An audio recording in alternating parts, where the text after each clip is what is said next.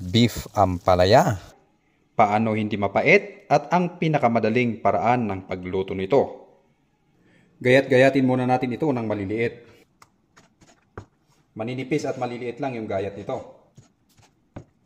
Madali lang kasi nung pinili natin sa palengke ay na-slice na siya ng manipis.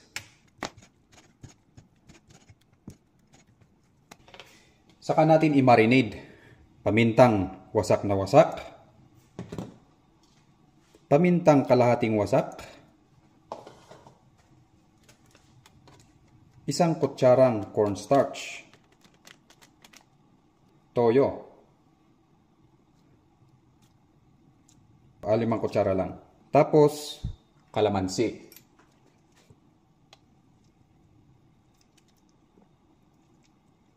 Saka natin halo-haluin. Naku, malinis yung kamay natin.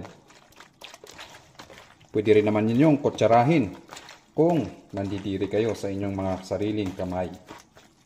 Okay? Iset aside lang natin habang piniprepare yung mga ibang sangkap. Samantala, dito naman tayo sa ampalaya. Hinati sa dalawa. Kaya half moon na pag-slice. Tinanggal yung kanyang loob o yung nasa loob niya, mga buto-buto niya.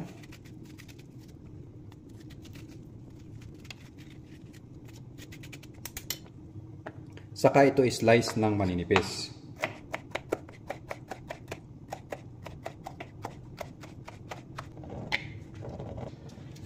Lamasin sa asin sa kahugasan para hindi mapait. Ibabad lang natin ito sa tubig na may asin para matanggal muna yung pait niya bago natin i-drain. Mag-prepare ng mga ibang sangkap na ating kakailanganin.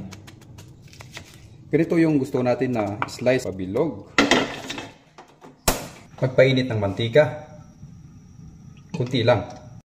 Kisahin lang natin konti itong ating sibuyas. Kasi panghuli natin ito pero dapat isot lang natin siya ng konti. Bahagya lang.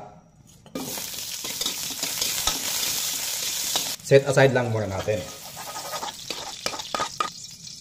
Ngayon ilagay na natin itong bawang.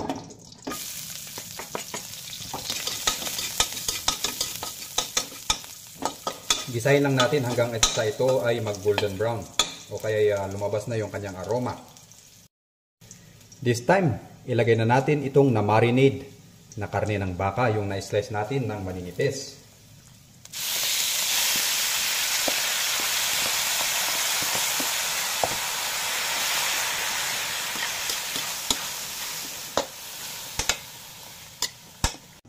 Dalawang minuto na nating pinapakuluan. Kaya yung ampalaya, i-drain na natin kasi ihalo natin yan. I-check kung tama lang din yung lasa ng ating niluluto. Tapos kung gusto nyo, pwede nyo dagdagan ng oyster sauce. Kahit kunti lang, pampalapot. Lalo kung kulang yung nilagay natin na cornstarch. This time, ito naman, yung ampalaya.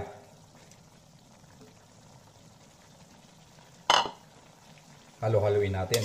Tapos, lulutuin natin ito ng 1 minuto. O, diba? Ito, yung pang-finale natin na onions. Ilagay natin.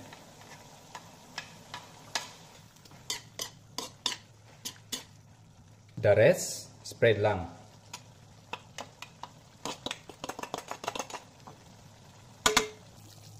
Pwedeng-pwede na tayong kakain. Alright?